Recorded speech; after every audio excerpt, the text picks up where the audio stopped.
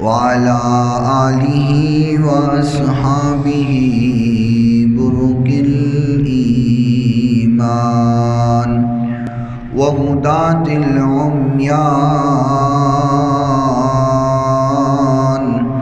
وعلى من تبعهم أو تبع من تبعهم بالإحسان سيما على الإمام الذي فاق الأئمة والأقران وذاك من الدين حلاوة الإيمان حافظ السنن والآثار وآي القرآن ومبين الضعاف من الصحاح والحسان من قال في حقه سيد الإنس والجان ونشهد أن لا إله إلا الله وحده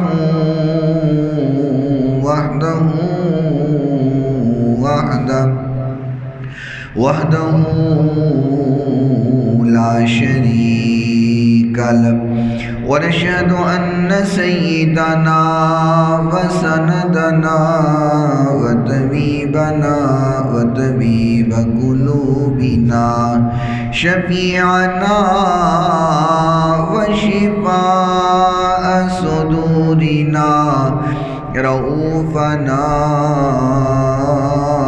ورحيمنا وكريمنا وقرآننا وياسيننا وفرقاننا وهادينا ومرشدنا محمد عبده ورسوله قال الله تبارك وتعالى في كلام المجيد والفرقان الحميد أعوذ بالله من الشيطان الرجيم بسم الله الرحمن الرحيم إنما يريد الله ليذهب عنكم الرجس أهل البيت ويطهركم تطهيرا صدق الله مولانا العظيم وصدق رسوله النبي الكريم الأمين الرؤوف الرحيم إن الله وملائكته يصلون على النبي يا أيها الذين آمنوا صلوا عليه وسلموا تسليما الصلاة والسلام عليك يا سيدي يا رسول الله الصلاة والسلام عليك يا سيدي يا حبيب الله الصلاة والسلام عليك يا سيدي يا رحمة للعالمين وعلى آلك وأصحابك يا سيدي يا شفيع المذنبين مولاي صل وسلم دائما أبدا على حبيبك خير الخلق كلهم محمد سيد الكونين والثقلين والفريقين من عرب ومن عجم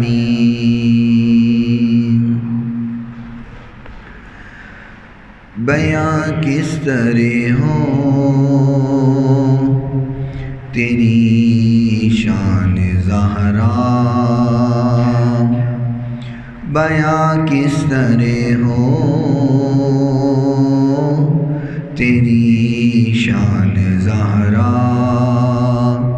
یہ فردوس و کوثر تمہارے لیے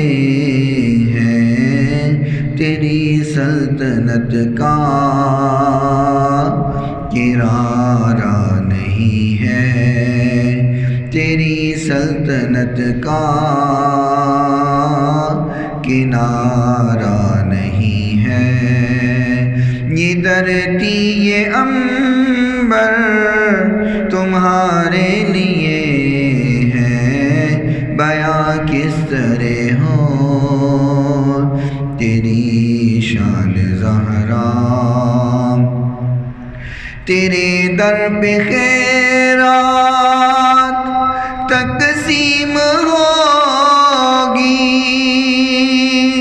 کسی کی بھی ایسی نہ تعظیم ہوگی، ہاں جبریل جن کے قدم چومتا ہے، ہاں جبریل جن کے قدم چومتا ہے، کھڑے وہ پیمبر تمہارے لیے ہیں، بیاں کس طرح ہو تیری شان زہرا، تو حسن حیا ہے، تو نور رضا ہے، تو حسن حیا ہے، تو نور رضا ہے، تو فخر طہارت، تو شان ثنا ہے، حیا کے رضا کے وفا کے ثنا کے، حیا کے رضا کے وفا کے ثنا کے، یہ سب اعلیٰ زیور تمہارے لیے ہیں، یہ سب اعلیٰ زیور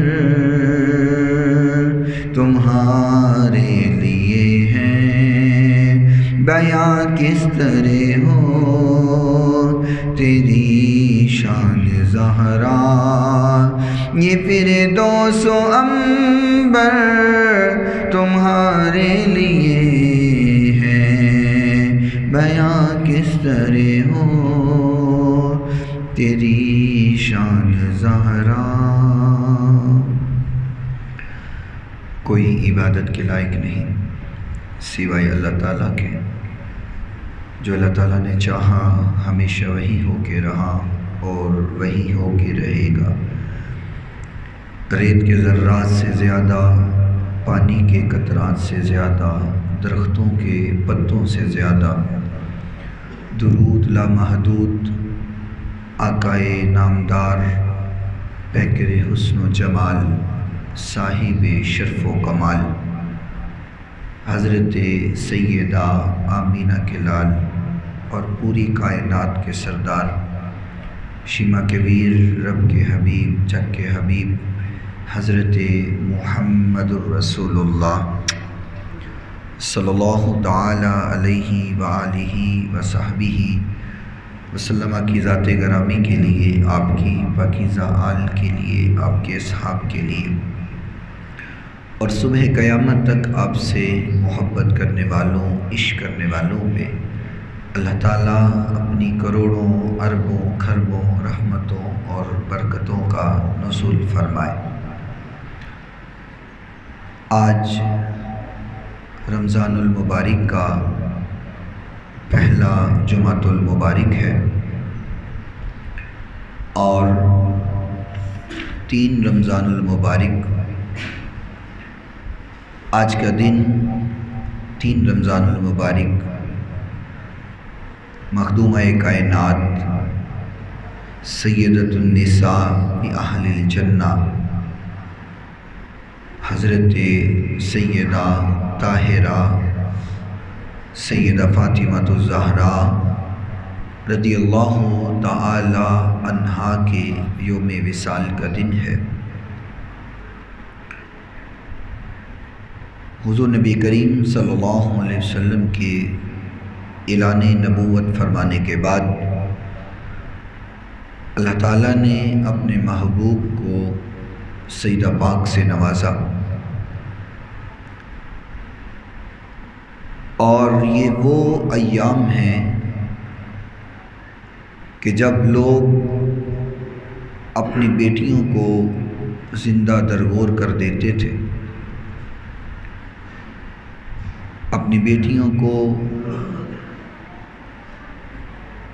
کھدائی کر کے اس میں ڈالتے ہوئے، مٹی ڈالتے ہوئے، ان کی چیخ و پکار سن کر کے بھی ان کے دل میں رحم نہ آتا تھا، اور عورت کا وقار معاشرے کے اندر بالکل نہ تھا۔ یہ وہ ایام ہیں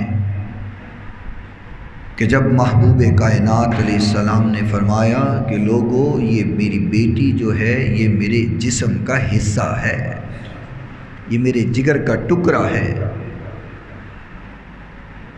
یعنی جب دنیا عورت کے وقار کو نہ سمجھتی تھی، میرے محبوب پیغمبر نے بیٹی کا مقام سمجھایا ہے، بیوی کا مقام سمجھایا ہے، ماں کا مقام سمجھایا ہے، لوگوں کو بتایا ہے کہ بہن کیا ہوتی ہے، بیٹی کیا ہوتی ہے، بیوی کیا ہوتی ہے، ماں کیا ہوتی ہے۔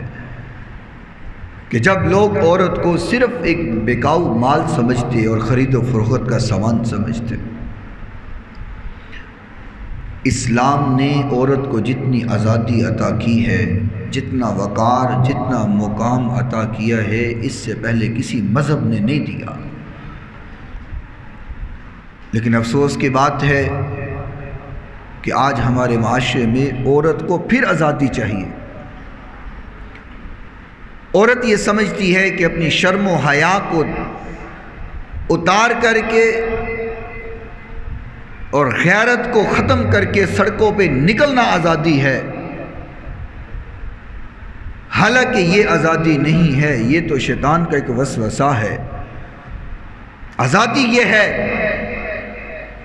کہ عورت گھر کے اندر رہ کر کے باپ سے بھی تقاضے کرتی ہے، اگر وہ بیٹی ہے تو باپ سے خواہشات کرتی ہے، باپ سارا دن محنت مزدوری بھی کرے، اپنی بیٹی کی خواہش کو پورا کرتا ہے۔ آزادی یہ ہے کہ اگر عورت بیوی کی شکل کے اندر ہے تو وہ اپنے خامد سے تقاضا کرتی ہے، خامد پورا دن محنت مزدوری کر کے اپنی بیوی کی خواہشات کو پورا کرنے کے لیے پیسے لے کر کے آتا ہے۔ کیوں جی آتا ہے کہ نہیں آتا؟ اگر بہن کی شکل میں ہے تو وہ بھائی سے تقاضا کرتی ہے، بھائی اپنی پوری زندگی لگا دیتا ہے محنت مزدوری کرتے ہوئے کہ میں نے اپنے بہن کی شادی کرنی ہے، اس کے جہیز کی تیاری کرنی ہے، اس کی شادی کا اہتمام کرنا ہے۔ مجھے ایمان سے بتاؤ یہ وقار کس نے دیا ہے؟ اسلام نے دیا ہے، یہ شریعت نے دیا ہے، محبوب کائنات علیہ الصلوۃ والسلام نے یہ وقار عطا کیا ہے۔ دعا کرو ہمارے معاشرے کی خواتین کو شریعت سمجھ آ جائے، اور بے پردگی اور فحاشی و عریانی صرف اس وجہ سے ہے کہ آج ہماری خواتین نے یورپ کی خواتین کی تاریخ تو پڑھ لی ہے، لیکن سیدہ پاک کی تاریخ کو نہیں پڑھا، آپ کی زندگی کا مطالعہ نہیں کیا، آپ کے اسوہ حسنہ کو نہیں دیکھا۔ آج یورپ کی خواتین تو ان کو نظر آتی ہیں، اور قصور ان کا بھی نہیں ہے، کچھ قصور ہمارا بھی ہے کہ جب ہم نے گھر کے اندر ٹی وی لگا کر کے اور کیبل لگا کر کے کہا کہ دیکھو تم ہندوؤں کو دیکھو کیسے زندگی گزارتی ہیں، تم عیسائیوں کی عورتوں کو دیکھو کیسے زندگی گزارتی ہیں، جب گھر کا ماحول ہم نے خود خراب کر دیا ہے تو پھر ان کا قصور تو نہیں ہے، ان کو جو دکھائیں گے وہ اس کو اپنا لیں گی۔ یہ تو ہمیں چاہیے تھا نا کہ اپنی خواتین کو صحابیات کی زندگی بتاتے، ہم اپنی گھر کی خواتین کو حضور کی ازواج کی زندگی بتاتے، حضور کی بیٹیوں کی زندگی بتاتے، سیدہ پاک کی زندگی کا مطالعہ کرواتے، آپ کے اسوہ حسنہ اپنی گھر والیوں کو بتاتے۔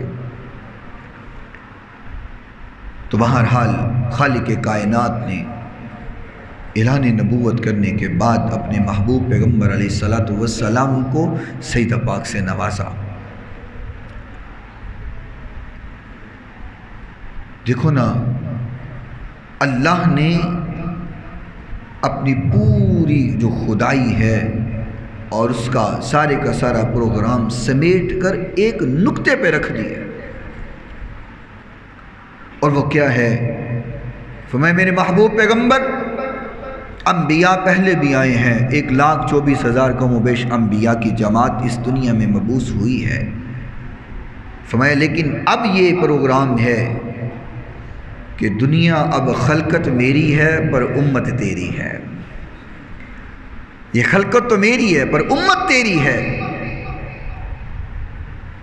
میرا پیغام اب میرے محبوب پیغمبر آپ نے دینا ہے، اور میرے نبی تیرا پیغام میں نے خدا نے دینا ہے۔ میرا تعارف اس دنیا کو تم نے کروانا ہے، اور تیرا تعارف میں رب نے کروانا ہے۔ خدا میرے جیسا بھی کوئی نہیں ہے، اور محبوب تیرے جیسا بھی کوئی نہیں ہے۔ میں اپنی خدائی میں لا شریک ہوں، میرے محبوب تو اپنی مصطفائی میں لا شریک ہے۔ شریک میرا بھی کوئی نہیں ہے، شریک تیرا بھی کوئی نہیں ہے۔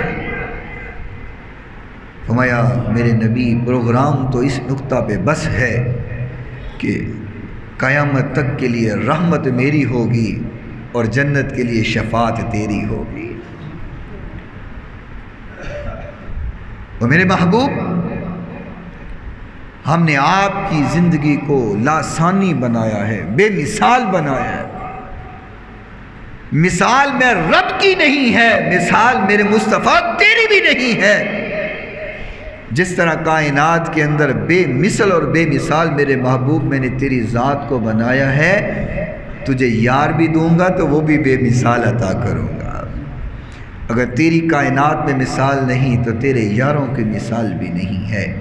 میرے محبوب تجھے خاندان دوں گا تو خاندان بھی ایسا ہوگا کہ اس کی بھی کائنات میں مثال نہیں ہوگی۔ بے مثل بے مثال ذات میرے محبوب پیغمبر علیہ السلام کی، بے مثل بے مثال ذات میرے نبی کے اصحاب کی، بے مثل بے مثال ذات میرے محبوب کے گھر والوں کی، بے مثل بے مثال ذات میرے نبی کے ازواج کی، بے مثل بے مثال ذات میرے محبوب کے غلاموں کی، بے مثل بے مثال ذات حضور کے ماننے والوں کی ہے۔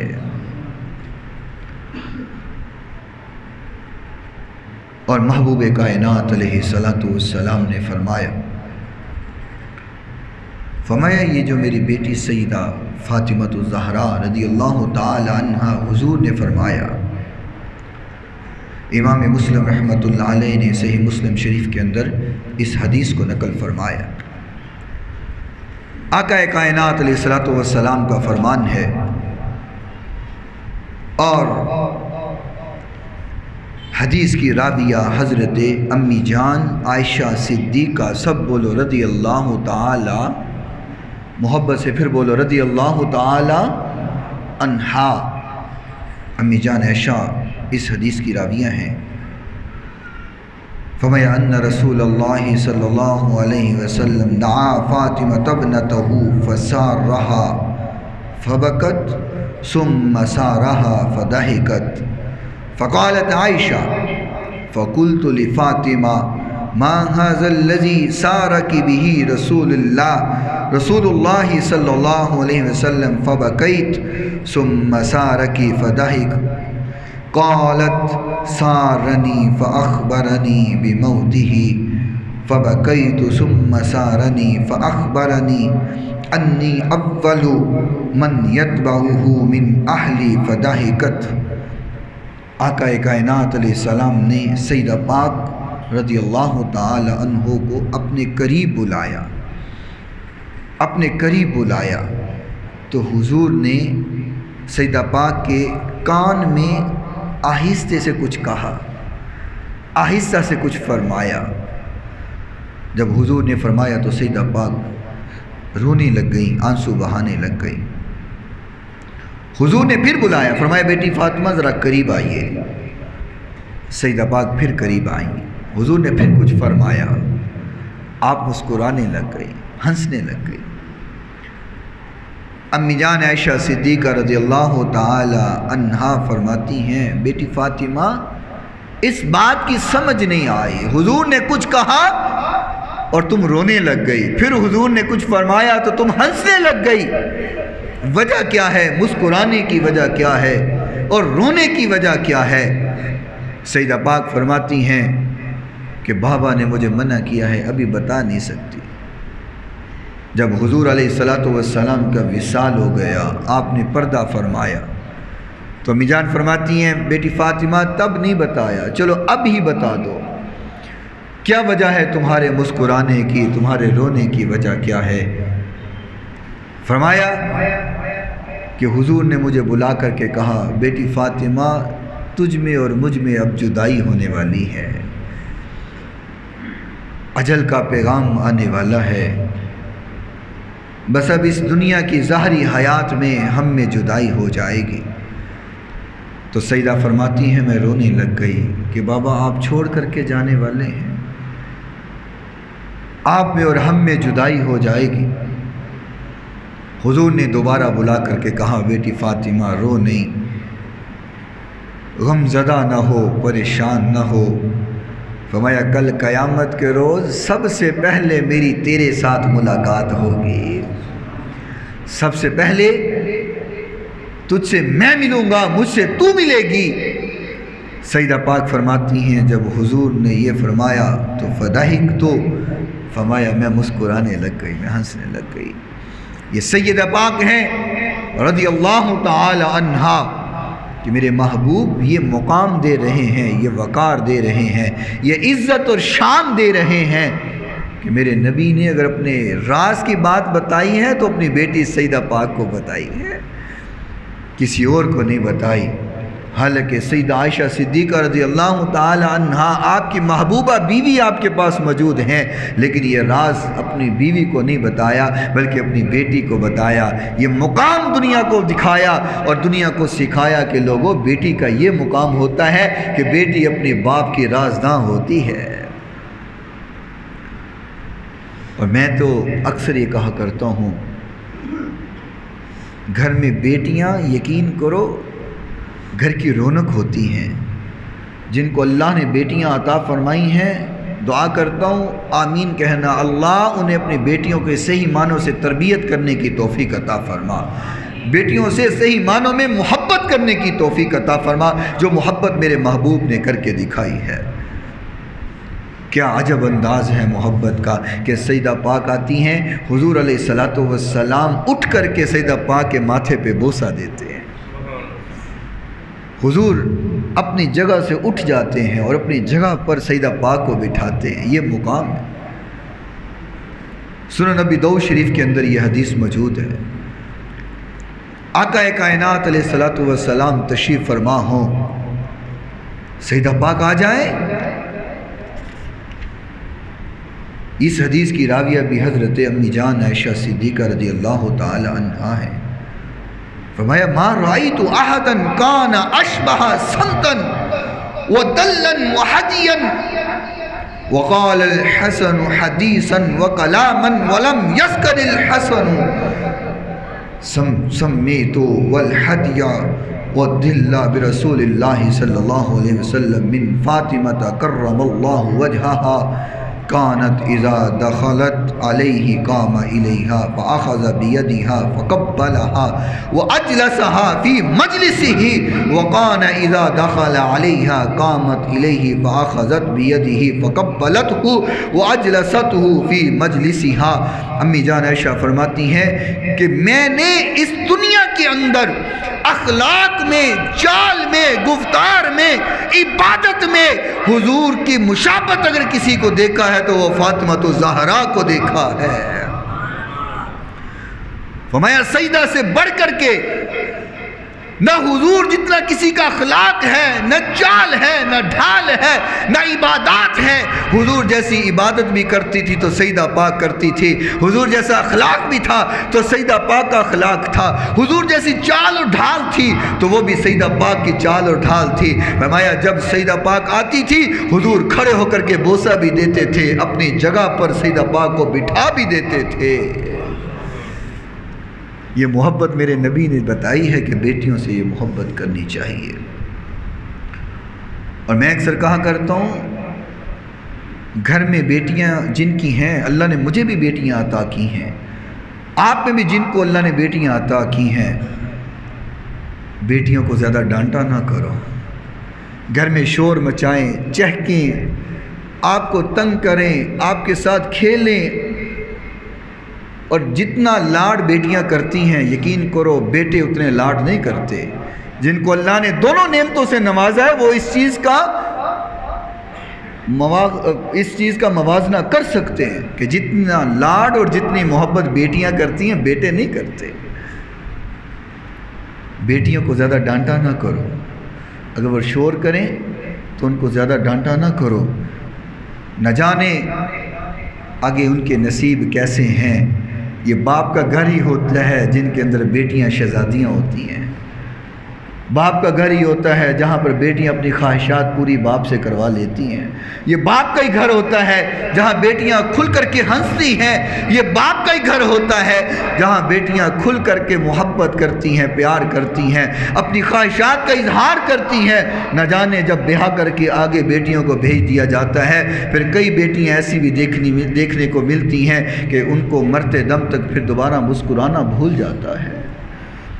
نہ جانے کیسے لوگوں سے پالا پڑے، نہ جانے کیسے ان کے نصیب ہوں۔ اپنی بیٹیوں کو زیادہ ڈانٹا نہ کرو، بیٹیوں سے محبت کیا کرو، پیار کیا کرو۔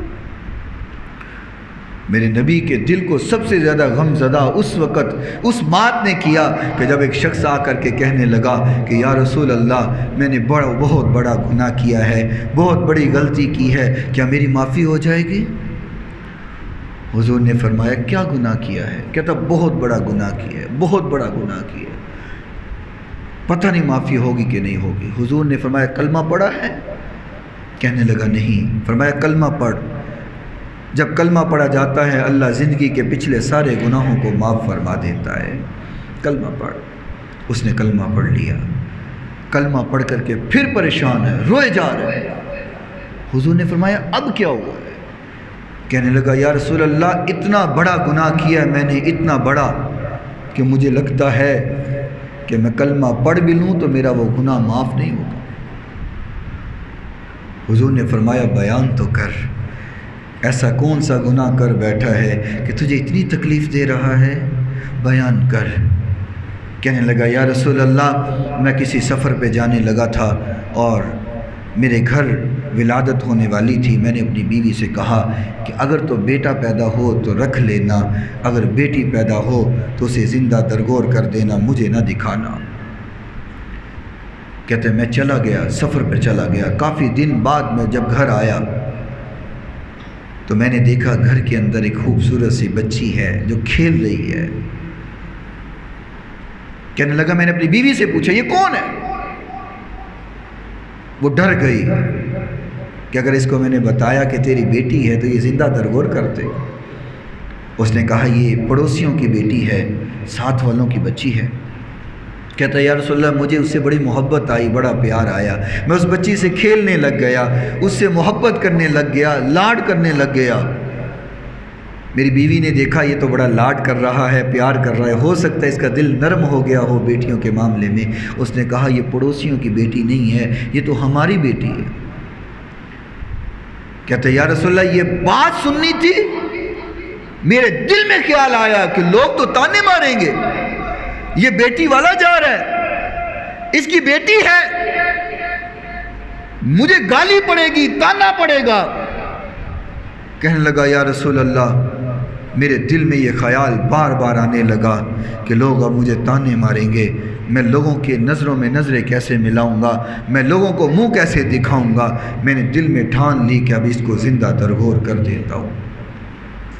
میں نے اپنی بیوی سے کہا کہ فلاں جگہ ایک دعوت ہے، میں وہاں جانا چاہتا ہوں، بیٹی کو تیار کرو، اس کو میں ساتھ لے کے جاؤں گا۔ میری بیوی نے اس کو نہلایا، اس کو اچھے کپڑے پہنائے، تیار کیا، میں نے اس کو ساتھ لے لیا اور زمین کھودنے کے اوزار پہلے وہاں جنگل میں چھوڑ آیا تھا، میں اپنی بیٹی کو لے کر کے جا رہا ہوں۔ میری بیٹی محبت سے میرے ساتھ باتیں کر رہی ہے، پیار سے میرے ساتھ کلام کر رہی ہے، لیکن میرے دل کو اس کی باتوں نے نرم نہ کیا۔ یا رسول اللہ میں اس کو لے کے چلا اور جاتے جاتے جنگل پہنچ گیا جہاں پہ میں نے وہ مٹی کھودنے والے اوزار رکھے ہوئے تھے، میں زمین کو کھودنے لگ گیا، گڑھا نکالنے لگ گیا۔ میری بیٹی دیکھتی ہے میرے کپڑوں پہ مٹی پڑتی ہے، میری بیٹی آ کر کے میرے کپڑوں کو جھاڑتی ہے، کہتی ہے بابا کیوں مٹی کھود رہے ہو، آپ کے کپڑے گندے ہو رہے ہیں، آپ کے کپڑے خراب ہو رہے ہیں۔ وہ میرے کپڑے جھاڑتی ہے، لیکن یا رسول اللہ اس کی اس محبت نے بھی میرے دل کو نرم نہ کیا۔ میں زمین کو کھودتا رہا، میں گھڑے کو نکالتا رہا، میری بیٹی میری محبت سے باتیں میرے ساتھ کرتی رہی، میرے کپڑوں کو جھاڑتی رہی۔ بالآخر میں نے گھڑا کھود دیا، گھڑا نکال دیا۔ جب گھڑا نکل گیا میں نے اپنی بیٹی کو دھکا دیا اور اس گھڑے کے اندر پھینک دیا۔ میری بیٹی میری محبت سے میرے ساتھ بات کرتی رہی، بابا مجھے کیوں دفنا رہے ہو، مجھے اس گھڑے میں کیوں پھینک رہے ہو، میں تم سے کسی چیز کا تقاضا نہ کروں گی، بابا میں کوئی چیز تم سے نہ مانگوں گی، مجھے کیوں گھڑے کے اندر پھینک رہے ہو؟ کہتا ہے یا رسول اللہ میرے دل میں اس کے بارے میں کوئی رحم نہ آیا، کوئی محبت نہ آئی۔ وہ چیخیں مارتی رہی، مجھ سے باتیں کرتی رہی، معافیاں مانگتی رہی، میرے سامنے التجائیں کرتی رہی، میں مٹی ڈالتا رہا، حتیٰ کہ مٹی پہنچتے پہنچتے اس کی یوں گردن تک مٹی آ گئی۔ جب مٹی منہ کو دبانے لگی تو میری بیٹی نے کہا بابا تم مجھے معاف نہیں کرتے نا، مجھے نہیں چھوڑتے، میری جان نہیں بخشتے، تو پھر یاد رکھنا کل قیامت کا دن ہوگا، میرا ہاتھ ہوگا تیرا گریبان ہوگا۔ یا رسول اللہ مجھے پھر بھی ڈر نہیں آیا، میں نے پھر بھی مٹی ڈال کر کے اس کو زندہ درگور کر دیا۔ مٹی کے اندر سے اس کی چیخیں نکلتی رہی لیکن مجھے رحم نہ آیا۔ یا رسول اللہ آج اس بات نے مجھے تڑپایا ہے کہ وہ جو میں نے گناہ کیا ہے اللہ میرے گناہ کو معاف نہ کرے گا۔ صحابہ اکرام کی ہچکی بن گئی ہے، آنسوں کی جھڑیاں لگی ہوئی ہیں۔ جب صحابہ اکرام نے محبوب کائنات علیہ السلام کے چہرہ انور کو دیکھا، والضحیٰ والے مکھڑے کو دیکھا، میرے نبی کبھی رو رو کر کے آپ کی داڑھی بھی آنسوں سے تر ہو چکی ہے۔ حضرت عمر رضی اللہ تعالیٰ عنہ فرماتے ہیں چپ کر جا، تو نے میرے نبی کو بڑی تکلیف دی ہے، چپ کر جا، تو حضور کو رلا رہا ہے۔ میرے نبی نے فرمایا عمر اس کو نہ روکو، آج اس کو دل کا درد بیان کرنے دو، اس کے دل کا درد میں نہ سنوں گا تو اور کون سنے گا۔ عمر اس کو بیان کرنے دو، اس کو اپنی تکلیف بیان کرنے دو۔ آقا کائنات علیہ السلام کا اگر دل دکھا ہے سب سے زیادہ تو اس بات پہ دکھا کہ اس نے اپنی بیٹی کو زندہ درگور کر دیا۔ محبوب کائنات علیہ السلام نے فرمایا لوگو ان فاطمہ بدعۃ منی یؤذینی ما آذاہا ویغضبنی ما اغضبہا۔ فرمایا یہ میری بیٹی میری فاطمہ یہ میرے جسم کا حصہ ہے، جگر کا ٹکڑا ہے۔ فرمایا جس نے اس کو تکلیف دی اس نے میں محمد کو تکلیف دی، جس نے اس کو پریشان کیا دکھ دیا اس نے میں محمد کو دکھ اور تکلیف دی ہے۔ میرے بھائی بیٹیوں کی محبت بیٹیوں کا پیار میرے محبوب پیغمبر علیہ السلام نے کر کے بھی دکھایا ہے اور حکم بھی دیا ہے۔ فرمایا جو بندہ اپنی 2 بیٹیوں کی پرورش کرتا ہے، ان کی اچھی تربیت کرتا ہے، ان کی تعلیم و تربیت کا خیال کرتا ہے، پھر ان کی شادی کرتا ہے، فرمایا جو اپنی 2 بیٹیوں کی اچھی پرورش کر کے ان کو بیاہ دے، ان کے ہر چیز کا خیال رکھے، خرچے کا خیال رکھے، فرمایا کل قیامت کے روز وہ اور میں یوں ہوں گے۔ کیا مطلب؟ میرے نبی نے بشارت دی ہے۔ فرمایا جس طرح یہ 2 انگلیاں ایک ساتھ جڑی ہوئی ہیں، جو اپنی بیٹیوں کی پرورش کرے گا جنت کے اندر میں اور وہ اس طرح اکٹھے ہوں گے۔ حضور علیہ الصلوۃ والسلام یہ حکم دے رہے ہیں، لیکن افسوس کی بات ہے آج 2 ٹکوں کی خاطر ہم اپنی بیٹیوں کا حصہ مار جاتے ہیں۔ 1 مرلہ 2 مرلے 5 مرلے 10 مرلے زمین کی خاطر ہم اپنی بہن کو کہہ رہے ہوتے ہیں کہ جے تو مینوں ملنا ہے ساری زندگی تو پھر سین کرنے پہن کے زمین نہ لے، حصہ نہ لے، تو جے تو حصہ چاہیے تو پھر سمجھ لے تیرا بھرا تیرے واسطے مر گیا۔ کیوں جی ایسے ہو رہا ہے کہ نہیں؟ معاشرے میں ہو رہا ہے کہ نہیں ہو رہا؟ ہم زمین کے چند ٹکوں کی خاطر ٹکڑوں کی خاطر اپنی بہنوں کو دھمکی دے رہے ہوتے ہیں جے تن اوپر آ چاہیے نے تے پھر زمین دا حصہ نہ منگی، پھر جائیداد وچوں حصہ نہ منگی۔ حالانکہ میرے محبوب پیغمبر علیہ السلام نے حصہ دیا ہے، فرمایا اپنی بہنوں کا حق نہ مارا کرو، حصہ دیا کرو۔ مجھے بتاؤ آج میں بہن کا حق مار کر کے کتنی دیر زندہ رہ لوں گا؟ یا وہ پیسہ وہ زمین کتنی دیر میرے کام آئے گی؟ ہو سکتا ہے ادھر سے میں اپنی بہن کا حق مار رہا ہوں، ادھر سے اسرائیل آ کر کے میری روح نکال کے لے جائے۔ بتاؤ وہ زمین کس کام کی ہے؟ وہ پیسہ کس کام کا ہے؟ وہ مال کس کام کا ہے؟ اللہ کے ہاں بھی مجرم ہوئے، دنیا میں بھی اپنے والدین اپنے بہن بھائیوں کی نظر میں مجرم ہوئے، اللہ اس کے رسول کی نظر میں بھی مجرم ہو گئے۔ خدا کا واسطہ ہے اپنی بہنوں کے حق نہ مارا کرو۔ اگر کوئی ایسا بیٹھا ہے جس نے مارے ہیں تو ہاتھ جوڑ کر کے اپنی بہنوں کو ادا کر دو۔ یہ بہنیں جب دعائیں دیتی ہیں نا، اور ایسے باپ جو اپنی بیٹیوں کا حق اپنے بیٹوں کو دے دیتے ہیں، یاد رکھنا پیچھے سے دعائیں بیٹیاں ہی کر رہی ہوتی ہیں۔ یہ بیٹیاں ہی ہوتی ہیں جو ہاتھ اٹھا کر کے والدین کی صحت کے لیے دعائیں کرتی ہیں۔ بیٹوں کو تو فرصت ہی نہیں ہوتی، ان کو تو مال پیارا ہوتا ہے، کوٹھی پیاری ہوتی ہے، زمین پیاری ہوتی ہے، گاڑی پیاری ہوتی ہے، بینک بیلنس پیارا ہوتا ہے۔ یقین کرو ادھر سے باپ کی میت گھر سے اٹھتی نہیں ہے تو بیٹے گھروں کو 4 تالے لگا دیتے ہیں۔ وہ کہتا ہے یہ میرا ہے، وہ کہتا ہے یہ میرا ہے۔ یہ بیٹیاں ہوتی ہیں جو ہاتھ اٹھا کر کے دعائیں کر رہی ہوتی ہیں، یہ بیٹیاں ہی ہوتی ہیں جو باپ کی چارپائی سے لپٹ کر کے رو رہی ہوتی ہیں۔ بیٹوں کو تو جائیدادوں سے فکر نہیں ہوتی۔ وہ اس طرح کا ایک واقعہ سننے میں آیا کہ جنازہ ہوتا ہے، اعلان کیا جاتا ہے کہ جی اس کے سر پہ کوئی قرضہ ہے، کسی نے لین دین کرنا ہے تو فلاں سے کر لو، کیونکہ یہ ضروری ہے کہ جب تک وہ میت ہر قسم کے قرضے سے فارغ نہ ہو جائے اس کا جنازہ نہیں پڑھا جاتا، نہ پڑھ سکتے ہیں جب تک اس کے تمام معاملات کی کوئی ذمہ داری نہ لے۔ اعلان ہوا کہ اس مرنے والے کے سے کسی نے کوئی لین دین کرنا ہے تو وہ کھڑا ہو۔ ایک شخص کھڑا ہوا، وہ شخص کھڑا ہو کر کے کہنے لگا کہ میں نے اس سے 50 لاکھ روپیہ لینا ہے۔ اب حق تو یہی ہے کہ جب تک وہ نہیں ادا کیا جائے گا جنازہ نہیں ہوگا، دفنایا نہیں جائے گا، کفنایا نہیں جائے گا۔ اس نے کہا میں نے 50 لاکھ روپے اس شخص سے لینا ہے، جب تک یہ مجھے نہیں دے گا میں اس کا جنازہ نہیں ہونے دوں گا۔ اب وہ شخص کے 4 بیٹے تھے جس کے لیے اس نے کروڑوں کی جائیداد چھوڑی تھی، سب تتر بتر ہو گئے، دائیں بائیں ہو گئے۔ لوگ ڈھونڈ رہے ہیں اس کے بیٹے کہاں ہیں، جس کے لیے حلال کی تمیز نہ کی، حرام کی تمیز نہ کی، کوٹیاں بناتا رہا، جائیدادیں بناتا رہا، کروڑوں روپے چھوڑ کر کے جا رہا ہے، ڈھونڈو اس کے بیٹے کہاں ہیں۔ 50 لاکھ کی کیا بات ہے، اس کو 50 لاکھ دے دیں اور جنازہ ہونے دیں۔ بیٹے غائب ہو، بیٹے نظر نہیں آ رہے۔ بات پہنچتے پہنچتے بیٹی تک پہنچ گئی، ایک ہی بیٹی اس شخص کی، بیٹی تک بات پہنچ گئی کہ جنازہ نہیں ہو رہا، کسی نے 50 لاکھ روپیہ لینا ہے، وہ جنازہ پڑھنے نہیں دے رہا۔ وہ آئی، اس نے منت کی کہ خدا کا واسطہ ہے جنازہ ہونے دو۔ اس نے کہا نہیں بھائی جنازہ تو نہیں ہونے دوں گا، میرے پیسے دے دو جنازہ پڑھ لو، میں تو جنازہ نہیں ہونے دوں گا۔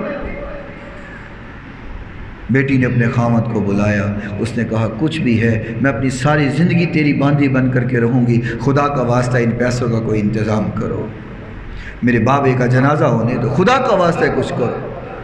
وہ بھی اچھا انسان تھا، ایک ہی ان کے پاس رہنے کے لیے گھر تھا، وہ فوراً گھر میں گیا، فوری سے گھر پہنچا اور اپنے گھر کو بیچ کر کے کوئی 45 لاکھ روپیہ اس کا اکٹھا ہوا، گھر کو سیل آؤٹ کر کے 45 لاکھ روپیہ لے کر کے آیا، کہنے لگا خدا کا واسطہ ہے 45 لے لو، 5 کی تو معافی دے دو نا، جنازہ ہونے دو۔ وہ کہنے لگا بس یہی دیکھنا چاہ رہا تھا، میں نے 50 لاکھ لینا نہیں تھا، میں نے تو دینا تھا۔ اگر میں اعلان کرتا کہ میں نے دینا ہے تو اس کے سارے بیٹے آ جاتے، کوئی کہتا مجھے دو، کوئی کہتا مجھے دو، میں صرف اس کو دینا چاہ رہا تھا جو حقیقت میں اس بابے کا ہے، جو اس شخص کا حقیقت میں ہے، یہ پیسے میں اس کو دینا چاہ رہا تھا۔ مجھے پتہ چل گیا بیٹوں کو باپ کی ضرورت نہیں ہے، باپ کی ضرورت ہے تو وہ بیٹی کو تھی۔ یہ جو بیٹی اپنا گھر بیچ کر کے 45 لاکھ لے کر کے آئی ہے، یہ 50 لاکھ میں اس کو دے رہا ہوں۔ جن بیٹیوں سے تم اتنی نفرت کرتے ہو 4 ٹکوں کا دہیج دے کر کے کہتے ہو اب تو میری طرف سے فارغ ہو گئی، وراثت میں سے حصہ نہ مانگنا؟ نہ میرے بھائی، میرے نبی نے یہ طریقہ نہیں سکھایا۔ میرے محبوب پیغمبر نے بیٹیوں کا حق دینا سکھایا ہے، ماؤں کا حق دینا سکھایا ہے، بہنوں کا حق دینا سکھایا ہے۔ میرے نبی نے تو بیوی کا حق بھی رکھا ہے۔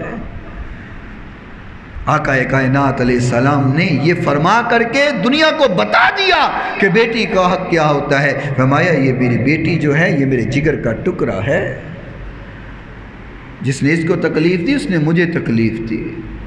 اور یقین کرو دل پہ ہاتھ رکھ کر کے جن کے دلوں میں بیٹیوں کی محبت ہے، جب بیٹیوں کے کبھی کبھار آنسو آ جائیں نا تو باپ تڑپ جاتے ہیں۔ دعا کرو اللہ ہمیں ایسا دل عطا فرمائے۔ حضور نبی کریم صلی اللہ علیہ وسلم نے فرمایا،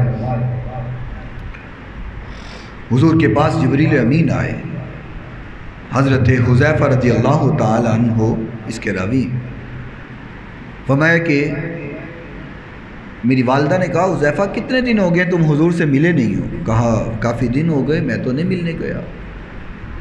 ماں نے کہا حذیفہ تو حضور سے نہیں نہ مل کے آیا، جا میں تجھ سے بولتی نہیں ہوں، تیرے سے میں نے کلام نہیں کرنا، تو حضور سے نہیں مل کے آیا۔